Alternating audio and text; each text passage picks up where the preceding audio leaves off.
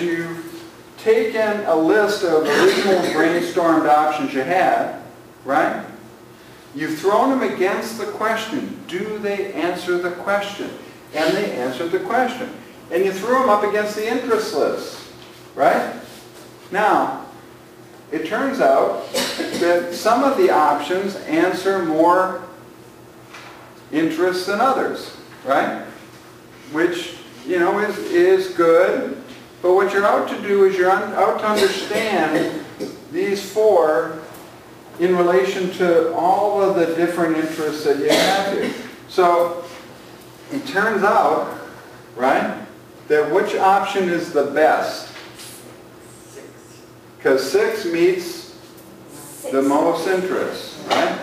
But what's the problem with this interest D? It may be a deal breaker. It could be a deal breaker, which is why it's a D, right? The deal breaker, yes, that's right. So it could be the deal breaker, right? And this one's only met by what? 1. So what do you have to ask yourself in this case if you're mechanical? What are the relative weights of the interests? Well, you might ask that, or you might ask, can we do both 1 and 6? Are they non-mutually exclusive? Can they actually be packed together in a way that it ends up with a workable solution? Sometimes the answer is no. Sometimes the answer is yes, right? Now, let's talk about your way that you just said it. What are the relative weighting of the interests, right?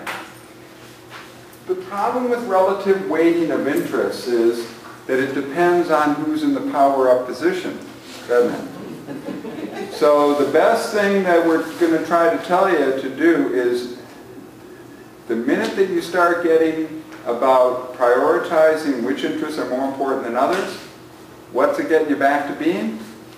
Position. So to whatever degree possible, where the elegance comes in trying to really look at all of the interests together, right, as a package deal, right? How do we attempt to answer these? How do we attempt to answer that question? How do we attempt to make the answer a good one for the multiple stakeholders and all the different interests they have? And how do we try to come up with the optimal, the best among alternatives, right? The best among alternatives. Now, sometimes the best among alternatives is not good, but it's the best that you can do with the alternatives that you have.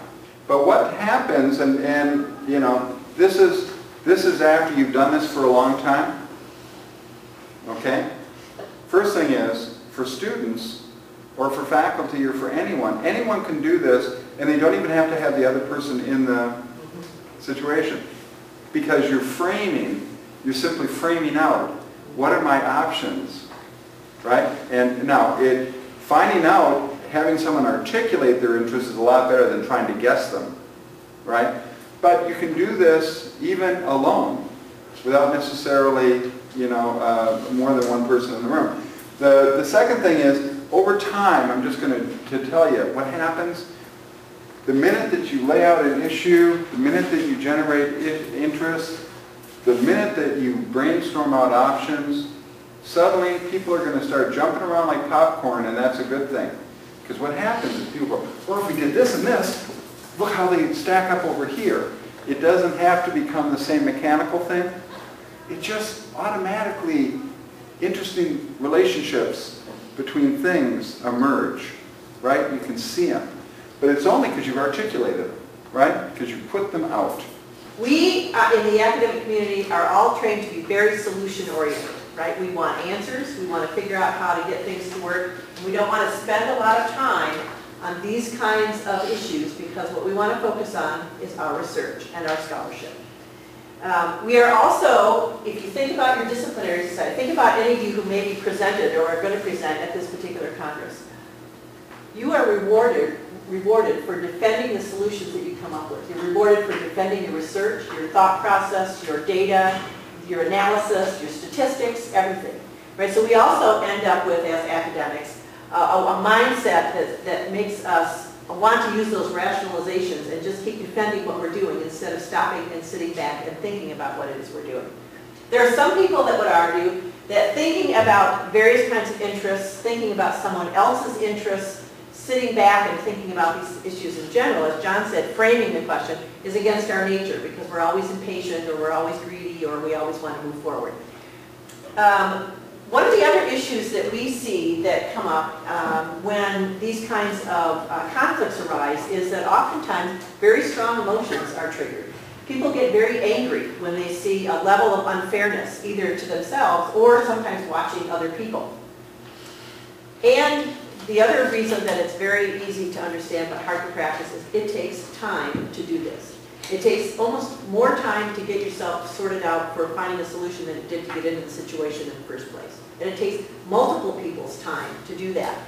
Dictatorships are really fast, right? I mean, you can just say what it is you need to say and be done with it. Democracies take longer, right? It takes more time, and hopefully we're going to come up with better solutions. This is what we usually find. We find that most faculty and most students are either avoiders or accommodators. That is just, and maybe that's who we are by nature as scholars. And that they'll tolerate a certain amount of avoiding and accommodating and a set of problems and a set of things that are unfair or unjust or they don't like for a really long period of time. And then that last instance happens and people get angry. Okay? That's when they start to take action. And again, if you remember that graph that John showed you about the number of options that continue to decline the longer you wait, once this has happened, there could be very few real solutions because you avoided it too long or you accommodated it too long, you didn't talk to somebody about it, and you didn't have that conversation. So what happens when we get angry? That's when we start to take action. We either go and visit the dean of the graduate school or the ombudsman's office, or we threaten, in the United States, we threaten a lawsuit. Everybody's always doing that. But one of the interesting things that we have found in terms of thinking about work in the psychology literature is in the graduate school at Michigan State. We've been actually reading some really interesting literature about what anger does in terms of interest-based negotiations or in how you end up pursuing that.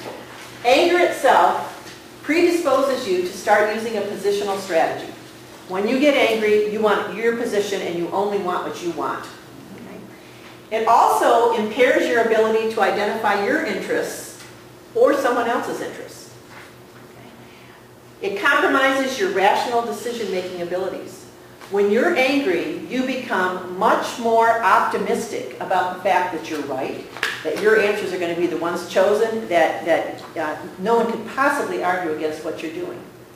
Anger has a very interesting effect on our ability to make decisions, to think about interests, and to push us into this positional strategy. I didn't bring the literature with me, but if anybody's interested, get a hold of Joanne and we will send you the references. They're very interesting reading.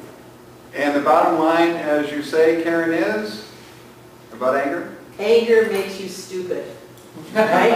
We actually have got that, I think, up on our website in the graduate school. Anger essentially makes you stupid. If you remember that little piece, you'll sit down, take 10 breaths, and figure out how you can not be angry. Or talk to somebody who will calm you down and start taking you through the process of thinking about interest. But you need to move yourself out of that situation.